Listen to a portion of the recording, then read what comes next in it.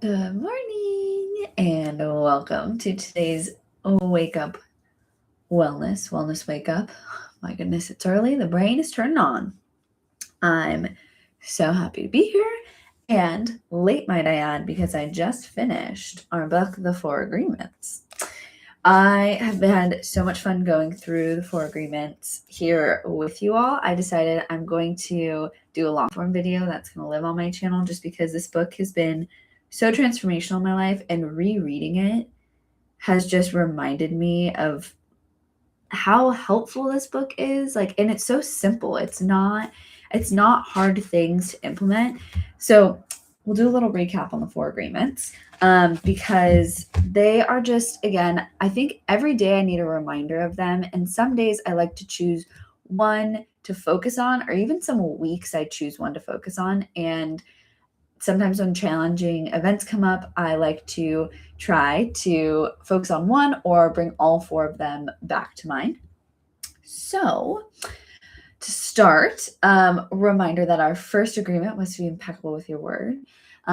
This one was, I think, is probably one of the, I say it's about every single one, but being impeccable with your word can be challenging because it's not just being impeccable with your word in outside situations and relationships with other people. The hardest part I find is to be impeccable with your word with yourself, mainly because I think I beat myself up internally a lot. I'm working on being a better friend to myself. And so being impeccable with my word is one that I'm really working on. The second agreement is to not take anything personally. This one's also really challenging because we tend to take, I take everything personally. If somebody looks at me weird, even if I don't know them, I'm like, oh no, do they not like me? Did I do something? Like, our minds spiral. And so not taking anything personally. And this is the good and the bad. So, like, if someone gives you a compliment, it's also not feeling super good because of what they believe about yourself. Instead, it's knowing who you are, and whatever people think about you, good or bad, is theirs and doesn't impact you. So that's, I think, the most challenging part of not taking anything personally. It's not just the bad things, it's also the good things. And then the third agreement is to not make assumptions. This one, I think, is one that I love the most and I'm excited to work on the most, because the underlying piece of not making assumptions is when we don't know, to not fill it in with our minds and instead to get curious and ask.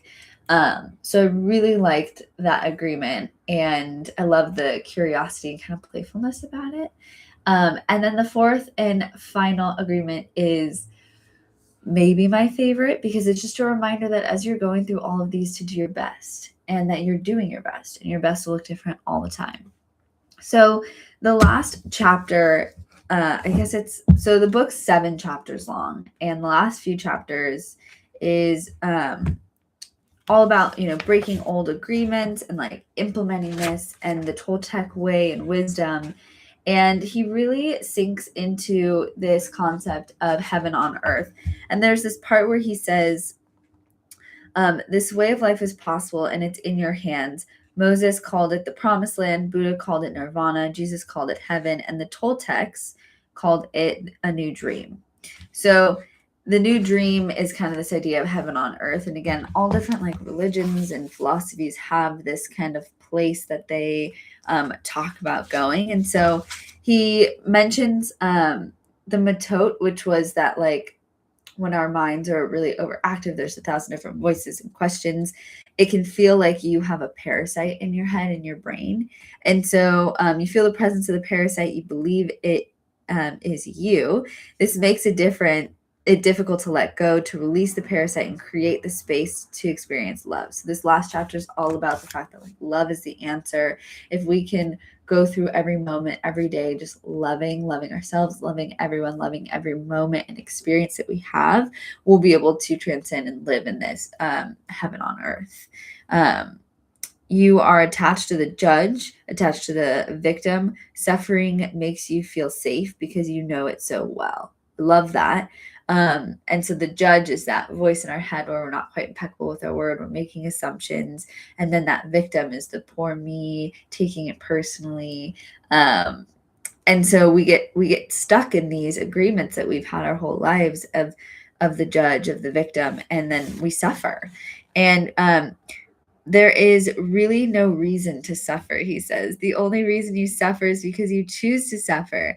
If you look at your life, you will find many excuses to suffer, but a good reason to suffer you will not find.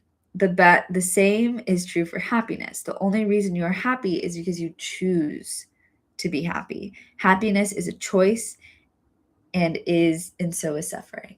So I'm going to read that again. The only reason you're happy is because you choose to be happy. Happiness is a choice and so is suffering. I love that. I love this book. I love that statement because when you read that one statement, you're like, okay, it's not that easy. But when you read the whole book, it really breaks it down for you, and it really isn't that challenging. It's just showing up and committing to these 4 agreements day after day. And over time, it will become second nature, and happiness will be what you choose versus suffering. Anyways, I also really love there's like 2 prayers. There's a prayer for freedom and a prayer for love. And I really like the one for love. It just kind of brings you into that space of love.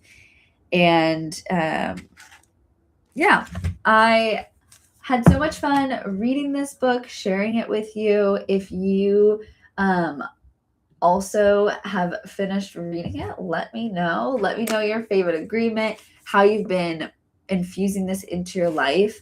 And oh my goodness,